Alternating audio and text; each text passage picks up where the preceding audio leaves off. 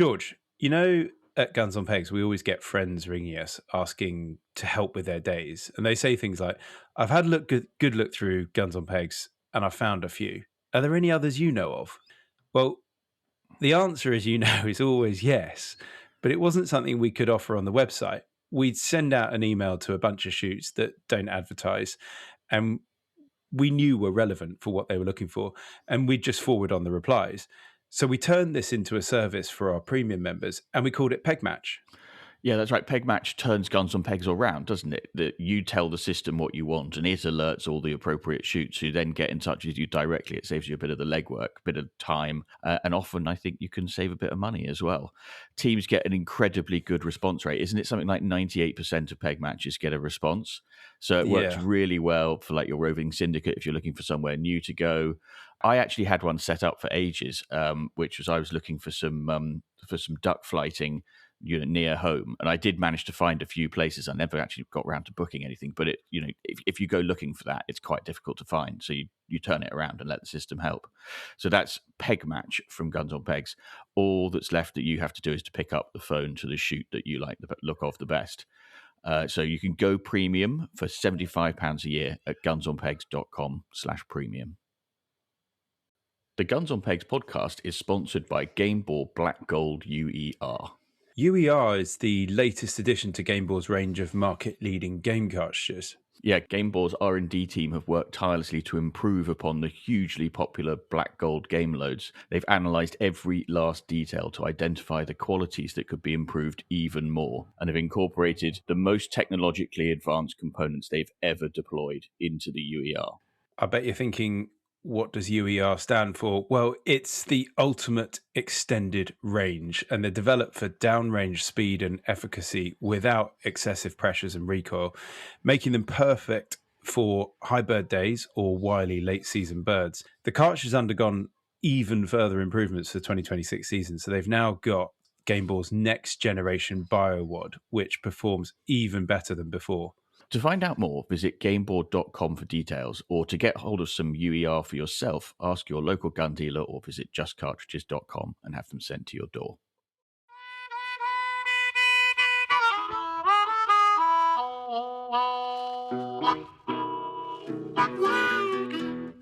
Hello and welcome to the Guns on Pegs podcast. I'm George Brown. I'm Chris Horn. And we are at the Game Fair. We are. Recording, you're half in, half out of the sunshine, because you can't really see me. My head's going to get burnt by the end of this one. We're in good shape, though, but we're at the Game Fair, but we're not actually live in the theatre yet. No, we are recording on the Guns on Pegs stand on Saturday morning, and it's the start of a busy day.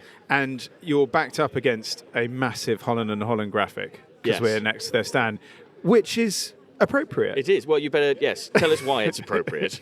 Introduce our guest. Our guest today is a vintage car enthusiast, a keen clay shooter, comes from a family business that began before Shakespeare was born, not far from here, and before the Spanish Armada sailed. He represents a company that has outlived empires, survived wars and revolutions. He is the heir to the throne of Fabbrica di Armi Pietro Beretta. A big welcome to Carlo Beretta. Thank you very much. Thank you for the invitation. It's a great honour to have you with us. First of all, how was Chris's pronunciation? I was about to say that was actually quite good. Oh, really? Quite surprising, yes. Okay. I'm used to much worse. I literally read that for the first time and I was like, oh, what am I saying here? It's not too bad, not too bad. So is this your first time at the Game Fair? It is. Very exciting. First day, first time overall. I've been, I come and go in the UK all the time. It's a country that I've been visiting, traveling, working in for my whole life pretty much, and I love it here, but it is the first time at the Game Fair, and it is quite the event. I didn't expect so many people, so many fun activities to do while you're here, so it's so far it's been very good, and looking forward to the rest of the day. And I think you were having a go at the rally clays this morning. I did. They were quite courageous to actually put me in at a competition, because I don't shoot that much, and so when I go, I'm always expectations are obviously very high because of my last name, but I have to say that I actually did shoot quite well.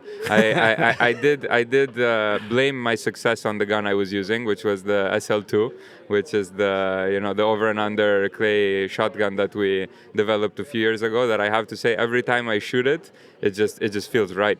Oh, nice. Oh yeah, Yeah. lovely.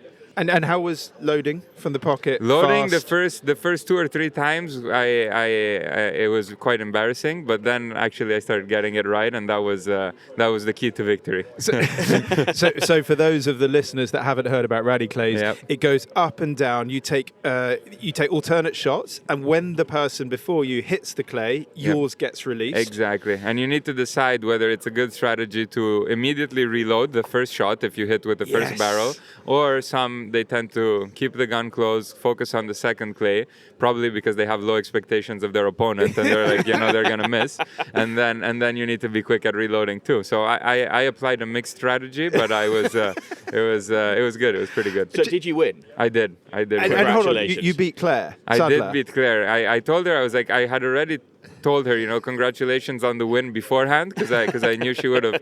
I thought she would have beaten me, but it went differently. So I was in the bar with Claire until 11 o'clock last night. So maybe that's why.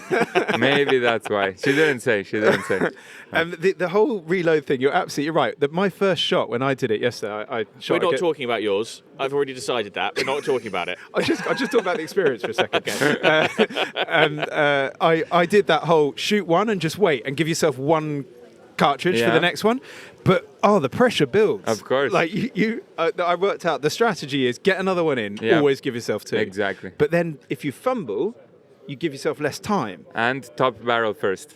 Very important. Oh, because it's easier to reload. It is. Yeah. Much Yeah. easier. It's a I good wouldn't have that setup. problem. Yeah. It's a good thing. It like- was fun. It was. I hit all the clays. The only one that I missed was the number 1, which in theory is the easiest. Is the one Going going away. away. Yeah. I always hate the ones going away. Yeah. Really? It's difficult. The other ones were fine. Okay. Yeah. Yeah, it's a mental game. I think it's like golf, and there's a reason that I don't play golf anymore. Yeah. Which is, it's too frustrating. Well, it's just a great way to ruin a day, Like, anyway. Yes. So does Italy have a sort of game fair equivalent, a sort of outdoor show like this? Not exactly like this. We do have a sort of a hybrid solution in Umbria. It's called Bastia Umbra. There's a big show that is, I would say, a mix between indoor and outdoor. Like all the pavilions are all the stands are in an internal pavilion, Right. but then you do have all the shooting part outside, and so does EOS, the outdoor show, European outdoor show that this year moved to Parma. It used to be in Verona, but this year it was in Parma, and that also has the shooting grounds are outside, obviously, and then it's an inside booths. Yeah. Fantastic. Well, it's great to have you here at the game fair. It's a highlight of our year. It's always a great great show. fun. And you can see quite quickly why when it rains, it goes very wrong. Oh yeah, I'm sure. I think I have seen videos in the past of getting rainy stuck. game fairs, but today we're very lucky, and it's also not that hot. I mean, the wind gets the wind is perfect welcome. temperature. Yeah, Yeah. This is shopping temperature. yeah, it is. Any It is. hotter. gun buying temperature. Yeah, it's a good point. Well, we'll find out later. I was chatting to some guys, Brand Across who sell the boots. I was chatting to them yesterday, and they were saying that the version of the boots that they sell the most of changes based according to the weather. So they've got little kind of that are basically just sort of trainers, walking shoes, and then they've got the lace-up ones that go all the way sort of just below the knee. And on hot days, they sell lots of the little ones, and on wet, rainy days, they sell lots of the Do you know what's tall so ones. weird about that? That just suggests that buying boots is an impulse purchase. Like, who just goes, "Ooh, boots"? Like, surely you buy I need boots for the season, or I need boots for stalking. Like, I'm going to buy the hot ones because it's hot. Like, what? Well, it's weird, isn't it? Anyway, we should do some podcasting. So the way we like to kick all of our episodes off is with a round called "What's That You're Drinking?" Okay. It sets the vibe of the podcast, and we all relax into it. So I'm going to ask you first of all, what's that you're drinking? So today I'm drinking a splendid Bloody Mary, which is my favorite drink in the morning, but also I do have it. I know a lot of it does get frowned upon, but I do enjoy it before dinner, and I don't know, it just tastes great. I like vodka. I only drink vodka and gin in my drinks, and so Bloody Mary is one of the good ones. I also like dirty martinis, which are also always welcome. However, I must say there are two very British drinks that I enjoy, but I was told that ordering one of these in the morning again is frowned upon, which is Pimm's, and I did have one last night. Pimm's is always great when I come in the summer in the UK, and then of course the Slowgasm when I go, during 11s on a nice day out, a nice shoot. Slow gin with champagne is always amazing. Yeah, fantastic. Winner. Do you know what? I didn't think about Pimm's before midday. Like I think it's all right. I think I've drunk lots of Pimm's before midday. Oh yeah? Yeah. Okay, Yeah. good. Yeah, good. so that- I'll that's start a doing that as well. great Bloody choice. Mary's a great shout. But Great Bloody Mary choice. is always good, especially if you had a big night out the night before. Yeah, I couldn't agree more. It gets you back on it. Yep. It's back in the game. That one looks really good. Yeah. I'm seeing. Yeah, that looks Okay, good. let's try it. I think we talked about Bloody Marys not that long ago. We did when The someone wrote in and Renaissance. said that you're not allowed to drink vodka. Oh yeah. I see some horseradish in here, so it's Oh, it's a wow. proper Bloody Properly Mary. spicy. Yeah, Oh, it's looking good. Really It's good. looking good. What are we rating that? It's good. It's an 8. An A 8? bit. So I'll ask your help on with pronunciation here. How do you call the sauce that you put in it? Worcester. Oh God, yeah. Yeah, it doesn't look like that, but that's how you say it. Because yeah, just down the road. it reads Worcestershire, no? Yeah, but yeah. it's not how you say it. Worcestershire sauce, I Worcestershire suppose. sauce. Yeah. It's only like 4 there you go. miles from here. Yeah. Yeah, that's I like that. And Chris, what's that you're drinking? Can you pause right Oh, there? yeah. Because I've got absolutely no idea. It's called Anchor. I have. Cut. Having just I'm run, leaving all of that in, by the way. just having run to the bar and back. We got new supplier of beer for the game fair this year. They're just down the road. They're super helpful. They rocked up with a proper lager cooling machine, all pumped taps, Nice. like the full works. Yeah. As you know, the Guns on Peg stand likes a drink, so get the priorities straight and sort everything else out after. Attic Golden Ale, Lovely. the Ingot.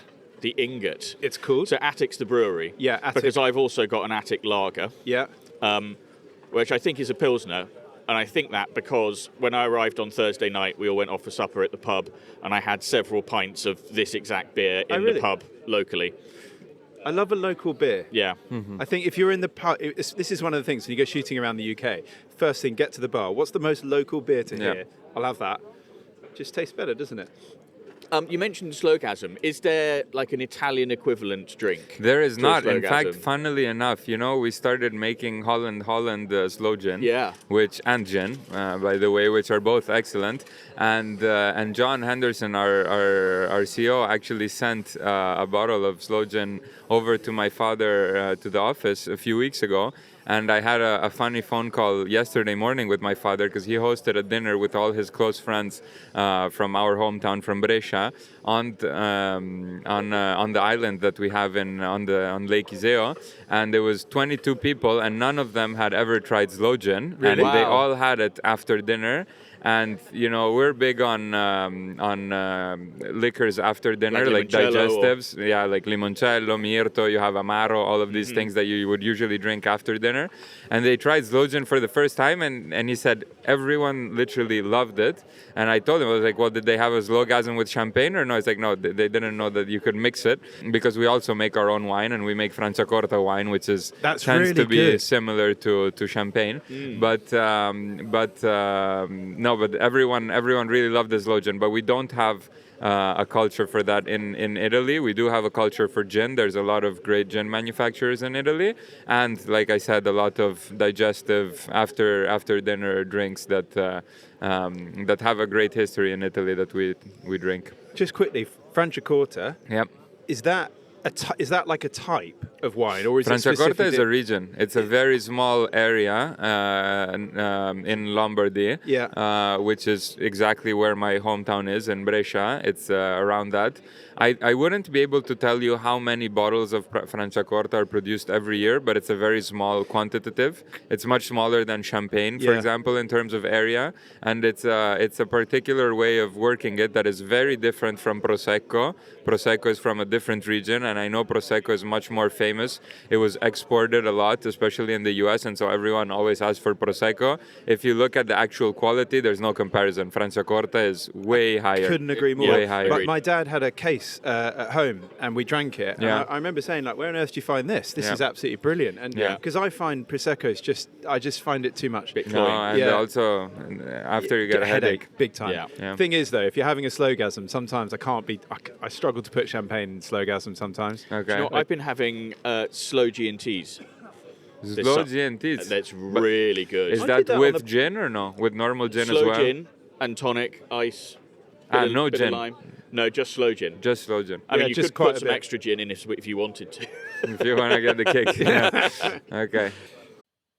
George, at Guns on Pegs, we always get friends ringing us asking to help with their days. And they say things like, I've had a good look through Guns on Pegs and I've found a few. Are there any others you know of? Well, the answer, as you know, is always yes. But it wasn't something we could offer on the website. We'd send out an email to a bunch of shoots that don't advertise and we knew were relevant for what they were looking for. And we'd just forward on the replies. So we turned this into a service for our premium members and we called it Peg Match. Yeah, that's right. Peg Match turns Guns on Pegs around, doesn't it? That you tell the system what you want and it alerts all the appropriate shoots who then get in touch with you directly. It saves you a bit of the legwork, a bit of time, and often I think you can save a bit of money as well. Teams get an incredibly good response rate. Isn't it something like 98% of Peg Matches get a response? So it works really well for like your roving syndicate if you're looking for somewhere new to go.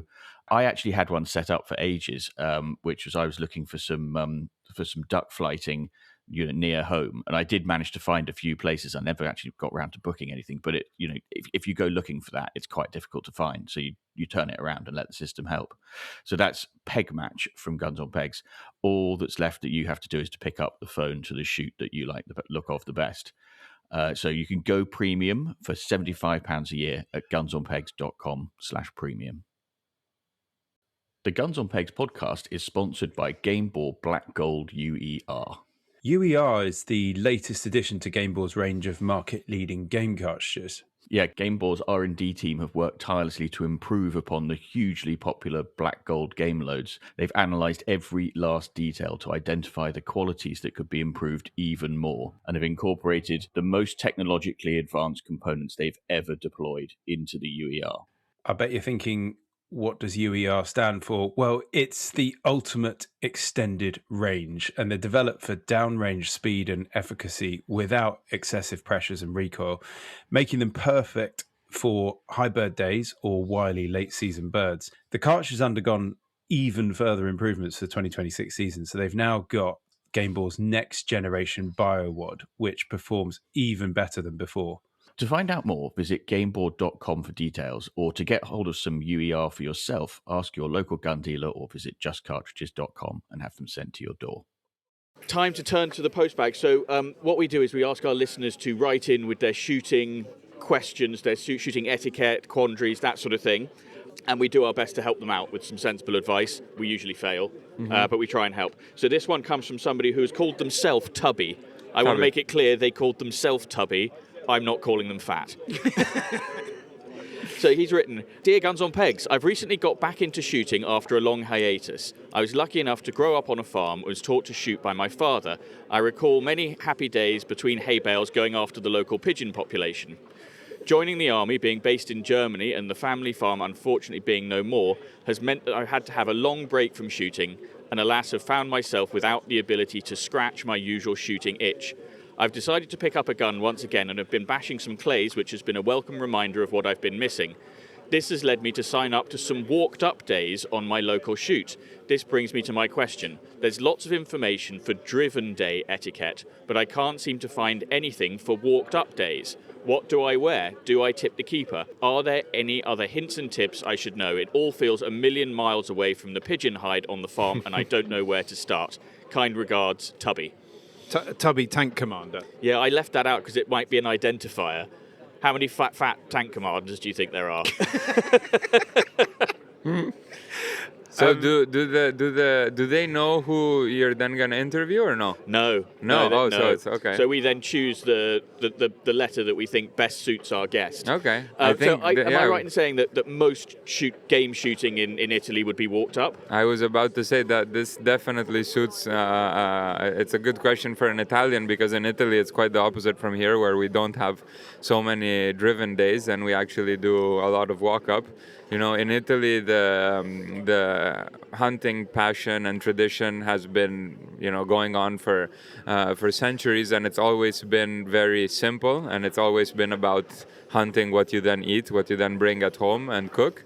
And so, for this reason, it's always been about training the dogs and doing the traditional walk up, and it's very simple. So in Italy, I'm not sure here in the UK. I haven't been on a walk up day in the UK, but in Italy we dress very simply, very technical, with very technical, light, practical material, lots of space to store whatever you shoot, pheasants or quail or partridge or whatever it is you're out on. The one thing that matters the most on a day like that is the relationship with the dog. The dog is everything on a walk-up day. Would it be a group of people, or is it tend to be quite a solo effort? Very small or solo. Very small group of people or solo. You never want to go in one area with more than, 3-4 people. Yeah. And usually if you are in a group of people, you tend to walk as we call it, I don't know how you say it in English, but it's a pretty much a straight line formation where you never get in each other's line of shooting, obviously, and then or you can go alone, which a lot of people do, especially when you're practicing with the dogs. You're without a gun, you're just showing the dogs the what they'll have to work for later on during the season. It's always done alone, so. It's great fun, but like I said, it's very simple, and you need to bring your breath, because in Italy it's a lot of up and down in the mountains and the hills, and you need to be as comfortable as possible. And actually, as Beretta, we have very specific product offerings in terms of clothing, depending on what type of hunting you do, because based on the hunting type you have different needs and wants. And so if you go 100%. Hunting, if you go stalking in the forest, you need to be as quiet as possible, and so we have a line dedicated to that. If you go in open country, open field, that's not so important. You need to be light, you need to be flexible, and so it really depends. What you're looking for. I think we're probably quite rigid on our clothing. We kind of wear the same thing. Yeah. But definitely boots. I was gonna say, would you wear rubber boots or would you wear? I would wear lace-ups. I mean, it depends. Because you walk a lot. It depends what you've got. A lot. If people don't have full-blown, lace-ups, then they might wear wellies. But I mean, if you're in sort of, Scotland, walking over stuff that if you're walking over the heather, you want to be able to lift your feet up. Yeah, but you just break your ankle in 2 seconds if you're not in a proper decent pair of boots. My God, it's hard work though. If you're in the wrong stuff, and when the weather changes, I remember shooting in up at Dorback a couple of years ago. Right. And when we got up to the top of the mountain, it was 2 degrees. Got down to the bottom, it was 21. I'm dressed for that. Yeah. That's why tweed is the perfect technical wear, because it's breathable and waterproof. I mean, there was no clothing. I'm not so sure it's that waterproof. I've had a few bad days with tweed where it's just soaking wet after. Tweed is waterproof until it isn't. Exactly. And then it's absorbent. And then it smells like a wet dog. Yeah. Etiquette-wise, I mean, I think a walked-up day here would typically be maybe 5 or 6 people. Yeah. Mm-hmm. So I think safety is the number one thing, and so many of our etiquette things are born out of safety. Yeah, I mean, Carlo touched upon it. Yeah. The straight line, the most important thing on a walked-up day. You've got to be so aware of who's around you, because you want to have the comfort to be able to shoot at a decent angle to your sides, but then also flip over the line and shoot out the back if you need to. The other good rule is the blue skies. Yeah. Always shooting above a certain, height that give the time for the bird to actually fly rather than. You don't want to be embarrassing in front, Exactly. No, but safety is definitely one of the themes that we always touch upon when hunting, and beforehand it's always good to remind everyone. But the only problem is that the more confident you are, the easier it is to forget about it. And so it's always very important to talk about it and to remind it. I think you're absolutely right. The novices on a walked up day are probably almost Yeah, the safest. Absolutely. Oh yeah, because you're the most scared. Yeah, you Yeah. just don't want to put a foot wrong. Yeah. Which, the other thing that's actually really important is when you're walking on tough terrain, you're constantly wanting to look down where you put your feet, and then wanting to obviously look up for the birds and stumbling. So like how you carry your gun is also quite tricky as Very well. important. You can never get that comfort between like, do you carry your gun broken and then just like go quickly, or do Yeah. you carry it loaded like up in the air? But like With the safety Oh, on. crikey. that's a bit dangerous, Yeah. and you've got to be super comfortable with your. I think, given that walked up shooting is really about reactions as much as anything, I think if I were going, I would have my gun open and then want to close and mount in more or less the same movement. Yeah. I think that's what I'd be aiming for. That's why you need to practice. But also, again, coming back to the dogs, if you have really good dogs in an ideal world, you know when the dog stops, you know there's going to be something, and then you have all the time in the world to close the gun and shoot. Obviously, that's not always the case, and thankfully it happens that, birds fly all over the place. I mean, but if you've got pointers, Yeah. which honestly, I've done it once. I'm sure that's probably the norm in Yeah. Italy. It's just amazing watching yeah. those dogs work. Yeah. Either we have, as a family, my grandfather always had setters. Really? Yeah. And my uncle, on the other hand, he uses German wire hair. Yeah. And so they're good at pointing. Yeah, no, you're absolutely right. Because actually, I've been walked up shooting with you, going through a wood where you kind of You're need to sort have of the climbing. gun loaded, but you're walking really slowly. But the thing is, when you've got spaniels just going boff ahead Yeah. of you got to be ready because Oh, yeah. it starts 30 yards away and then goes from there.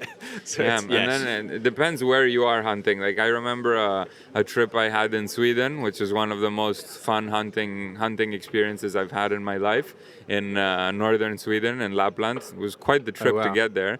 In the middle of nowhere, it was 5 friends. It was a small group. We rented a cottage, again, in the middle of nowhere. Lovely. And every morning we would take the helicopter to go out and hunt, because the location where the ptarmigan and the white partridges, you can't reach it by any other means. And so we would always pack the sleeping bags, because if you would miss the pickup spot at 4 for the helicopter, or if it started, if there was a thunderstorm and the helicopter couldn't fly, then you would have to sleep out. And so it was, you also had that, on the back of That's your mind. thrilling, But there, and we were flying with the dogs, and we had like 7 or 8 setters. And there, it's so important, the skills of the dogs, because these birds are so much smarter than we are and than the dogs are. And so it's always about, chasing the dog. You let him, 800 meters, 1 kilometer ahead of you. Really? And then when he stops, you need to just run for it, and then 9 times out of 10 you get there and the bird is already gone.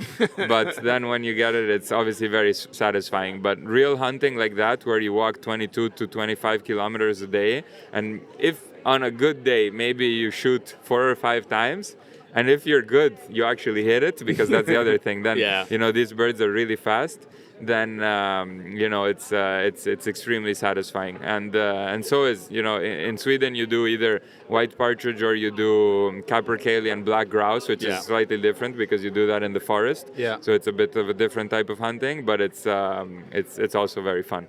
I think that's probably one of the things that we lack in the UK, Yeah. just as because of space, really, is this sense of real backcountry, really getting out into the back and beyond.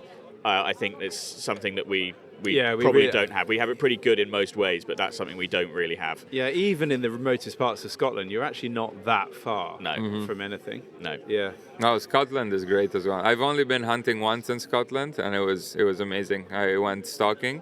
It was a lot of fun. Yeah. It was fantastic. actually an art trip.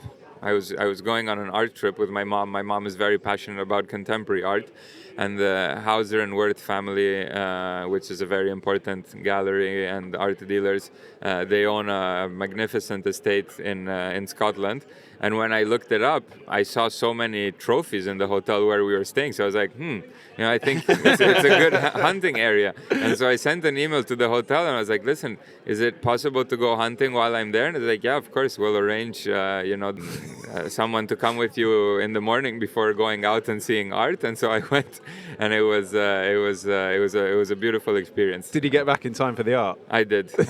Everything was timed perfectly. Yes. Fantastic. I love that. Absolutely. Look at the pictures of the hotel. Well, Yeah. great. This is lots of helpful advice. Yeah. He also asked, do I tip the keeper? Yes, absolutely. Yeah. Always. Same Always tip the principle keeper. applies, right? Always. Yeah. Yeah. Yes. Yeah. I mean, done and dusted there. Any other hints and tips? I mean, we've done it. Yeah. That's helpful. Move on. Always pack some food. Always Yes. pack Yeah. some snacks. Yeah, That's a nice always- squash sandwich in your pocket. Yes, bottle of water. with potentially in Italy, we're very big on Parma ham, salami, all of this Yes, stuff. Yeah. What a good And idea. so that's always what I have in my bag: bread and salami. And the Haribo in here, the sweets to keep you going. The sugar, yeah? Yeah. Okay, that also works. And the slow gin and Yeah, anyway. nice. Right. We've got an email from someone we shall call Dirk. Okay. Dear Guns on Pegs team, having discovered your podcast around 18 months ago, I've been an avid listener ever since. I grew up on a farm in the beautiful county of Shropshire, where shooting in the countryside was simply a way of life. After that, I spent 24 years serving in Her Majesty's Armed Forces before eventually settling in the Netherlands with my Dutch wife and our family. I decided to return to my roots and obtain a Dutch hunting license. I quickly discovered that it's probably one of the most demanding licensing systems I've ever encountered. The progress begins with an online course that runs every weekend for 6 months. 6 months. Candidates must also attend practical training days covering firearms safety and field etiquette, complete a minimum of 6 clay shooting lessons and 4 rifle range lessons, all at additional cost. That's a lot. You're expected to be able to identify every species of duck and grouse and all the large game species, determine their age, surely not the sex, I can't determine the age of a human. like male or female partridge. Understand wild boar and invasive species such as raccoon dogs, and even identify animals from the damage they leave behind in crops. Okay. All of this knowledge is examined during an hour written exam at an independent examination centre. Wow. If you pass that, the practical examination begin. The shotgun test consists of 25 clays with a minimum score of 19 required to pass. Oh, wow. You I'm actually need seriously to be a good shot. 19. The rifle test requires 6 shots at a full-size roe deer target at 100 metres, Yeah. with at least 4 shots landing within a 5-centimetre kill zone, while demonstrating What? safe rifle handling throughout. Finally, there's a simulated walked-up shoot. Candidates negotiate ditches, gates, and other obstacles while continually proving safe shotgun handling, loading and unloading correctly, and ensuring the muzzle never covers the numerous dummy beaters strategically positioned around the course. Wow. Every lesson, every exam, and every instruction was conducted entirely in Dutch. Thankfully, I passed everything in 2023, and have since then I've enjoyed some fantastic days in the field with a great group of new friends who all share the same respect for shooting, conservation, and the countryside. So after what has turned into a rather long email, I suppose my point is this. Whilst legislation may change and the hurdles may become higher, if we continue to uphold the highest standards of safety, ethics, and conservation, and if we're prepared to put the effort in required, our sport will continue. It may not always be easy and it may look different from country to country, but the passion for hunting in the countryside is remarkably resilient. Well, it would have to be. I mean, where do we start? Okay, we'll start with Italy. Yeah. Can we have a comparison? So I did hear some similarities, but a lot of it sounded more like a exam to become a sniper rifle in the army than I mean, especially the practical part. I mean, I've never heard of anything like that.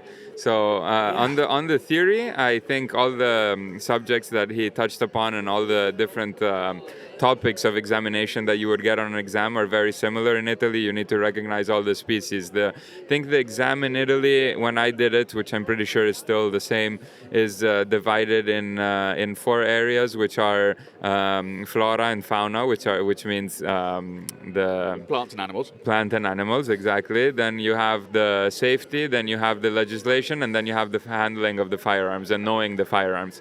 However, the practical exam is much simpler than that, and the theory is quite challenging. You actually need to study a lot, but like he correctly said, I actually found it extremely interesting. I learned a lot of things, and studying for that, I actually had two very close friends of mine do it this year, and they told me exactly the same thing, that studying and learning for that is actually, you learn a lot of new things, but it actually really gets you into the passion, into the sport, and really makes you appreciate what you're doing rather than just just shooting. Yeah, and that's the key point. And I think this is where the UK lets itself down a bit.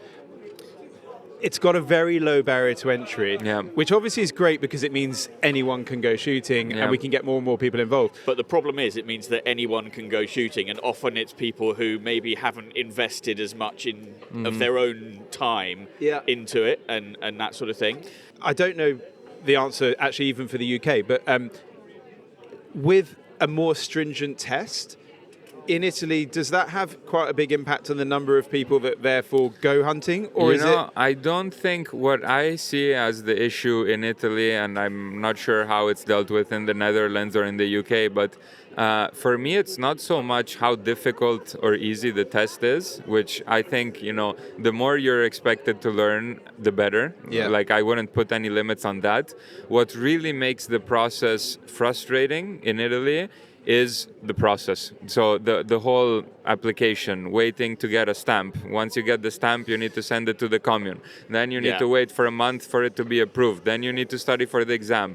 The examination can only take place in some weird date that they set up on the other side of Italy that you need to go physically to do the exam. Everything that you need to do to actually pass the exam is a huge pain in the ass, and that's what for me is frustrating and makes it very difficult. Yeah, that's the silly. exam itself, like it's strict and correctly so, and that's how it should be, because like I said, you really need to know what you're doing, appreciate the sport of hunting, understanding the species and whatnot, and the conservation aspect, and obviously are important, but everything that goes behind it, that's what. And I mean, it's related to hunting, but this is a general problem of bureaucracy in Italy. Like we overcomplicate so many simple processes in so many different ways. It's just unbelievable. I think that's true everywhere. I think that's Italians are master at that's that. jobs for jobs, isn't it? Chris, if you were going to design a similar scheme for the UK, what one thing would you make sure was on the exam? Practical. Bird identification. Okay. I just think that it teaches you, it makes you aware. It actually, as you said, it makes you more interested. Oh yeah. Straight away. Yeah, You? interesting. I would say dressing a bird. I think Okay, nobody should be allowed to go and kill something unless they first of all know how to prepare it afterwards. And I think that really nails home why we do it. He didn't mention that in here. No, he didn't. It's the thing that that really happen- jumped out at me. No. You've got to be able to shoot 19 out of don't have 25 it. clays, but you don't have to know what to do with the bird once you've shot it. The clay, dressing the clay. Yeah. Yeah, no, we don't have that. That's mad. Actually, on the basis that this thing basically contains everything I've ever heard of in an I think exam. this is hard on the driving test. Oh yeah, Sounds it. 100%. Of course. Yeah. Much harder. Well, but Maybe it should rightly be. so, to Yeah, be yeah. honest. I mean, Yeah, it but should like be. 19 out of 25. I mean, that number 5 in the rally clays, the one going away. Yeah. If they're like that, you're buggered. Yeah, maybe they are straightforward clays. Yeah. But You'd still, I I still didn't struggle. Do you have a practical exam here in the We've UK? got nothing. No, just the theory. Nothing. No, nothing. Literally no. nothing. Okay. You have to get a license for your gun. We don't have the practical exam where you need to shoot. We do have it. Actually, that's not true. We do have it, but it's you can do it either with pistol or rifle, and it's not strictly related to the hunting license. It's related to the shooting license, which is more generic. And to obtain the shooting license, you actually need to go to a shooting range, and shoot 30 rounds with a pistol or 15 rounds with a rifle, I think. Is it about safety? Huh? Is it about safety It more is, than anything else? but Yeah. then in the exam, you have the theory, which is 30 questions divided on the 5 topics, and then after that you have to show them how to open a gun, dismantle a gun, and reassemble it, and then you have the species recognition with all the stuffed animals, but you have no actual shooting.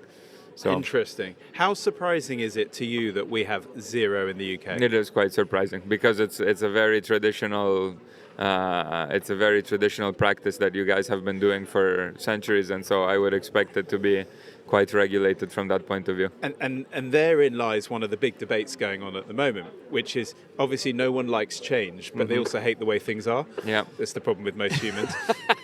I've never heard it expressed like that, but it's perfect. Yeah. But therefore, if we actually increase the barrier to entry, loads, I mean, it would just be carnage, wouldn't it? Can you imagine how much flack the organisations would get if that started to happen? But they would just see it as the thin end of a wedge. And we're constantly discussing this, going, to be honest, I think we need it. Yeah. But the issue is, if it comes under a Labour government, they'll go, right, that will be controlled by Natural England, and, well, that can't be trusted. Yes. Anyway, big topic. It's too big. No, but I think on the theory side of things, it's very important to learn as much as possible. On the practical, what the writer highlighted, of course, it's an interesting way of dealing with it, but I think most of it you learn on the field. So I wouldn't focus so much on, practicing beforehand before even getting the license. I think it's important to know a lot of things, but then most of the things you'll learn from going out yourself. So Yeah. Fantastic. Well, I think we've been unusually helpful there and I've also insightful. learned so much, from our guest and also very from the interesting. correspondence. Yeah. the correspondence. Yeah. But that means that Tubby, Dirk, and now you, Carlo, are the newest members of the Most Noble Order of the Garters, and will soon be in receipt of a pair of the very exclusive Guns on Pegs podcast shooting sock garters. And they can claim their free year of Guns on Pegs Premium and access to the Order of the Garters WhatsApp community. If you too have got a shooting confession, quandary or query and you'd like us and our guests to help you with it, or if you'd like to share an unpopular opinion, or if you've got a podcast suggestion or a forgotten drive to share and you'd like a set of garters, drop us an email to pod@gunsonpegs.com. I always forget to do this, Carlo. Thank you very much. Are they purple or are they? Oh, They are nice. very stylish. Love a pair of garters. So- I also have some sunglasses. Are these for me? Oh yeah, they're cheapies to chuck in the glove box of your car. Amazing. Thank Guns you on Pegs so much. branded. This actually works very well because my tweed, the one I have here in the UK, Beretta tweed, actually has a tint of purple in the nice. line, so it's perfect for the. Oh, good. Yeah. Yeah, I mean, this sort of pink and purple podcast thing has kind of got out of hand. but Okay. we'll run with it. Yeah. We enjoy it.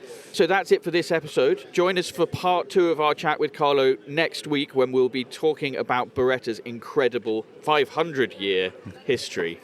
But until then, thanks very much for listening, and goodbye.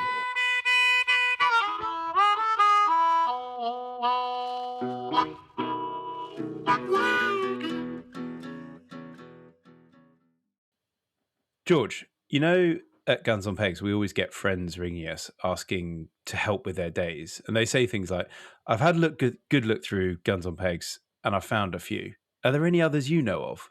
Well, the answer, as you know, is always yes.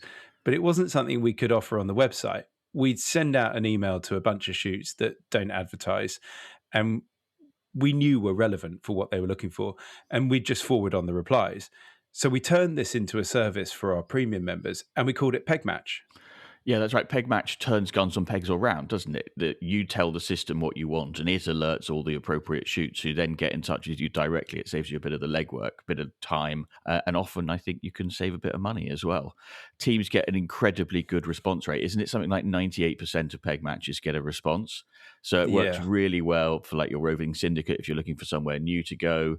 I actually had one set up for ages, which was I was looking for some duck flighting near home, and I did manage to find a few places. I never actually got around to booking anything, but if you go looking for that, it's quite difficult to find, so you turn it around and let the system help. So that's Peg Match from Guns on Pegs. All that's left that you have to do is to pick up the phone to the shoot that you like the look of the best. So you can go premium for £75 a year at gunsonpegs.com/premium. The Guns on Pegs podcast is sponsored by Game Ball Black Gold UER. UER is the latest addition to Game Ball's range of market-leading game cartridges. Yeah, Game Bore's R&D team have worked tirelessly to improve upon the hugely popular black gold game loads. They've analysed every last detail to identify the qualities that could be improved even more, and have incorporated the most technologically advanced components they've ever deployed into the UER. I bet you're thinking, what does UER stand for? Well, it's the ultimate extended range, and they're developed for downrange speed and efficacy without excessive pressures and recoil, making them perfect for high bird days or wily late season birds. The cartridge has undergone even further improvements for the 2026 season, so they've now got Game Bore's next generation BioWad, which performs even better than before. To find out more, visit gameboard.com for details, or to get hold of some UER for yourself, ask your local gun dealer or visit justcartridges.com and have them sent to your door.